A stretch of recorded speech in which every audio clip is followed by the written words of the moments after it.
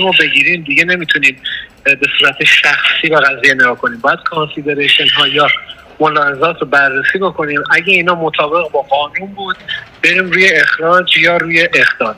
حالا در رابطه با آقای گبلسیانی، اولی که فاصلش با بازیکن خیلی نزدیکه، وقتی که توپو داره میزنه دستش حالت نمیتونیم بگیم حالا خیلی غیر طبیعیه، چون بالاخره داره در حالت تعادلی نداره، دستش از بدنش جدا میشه، باز میشه.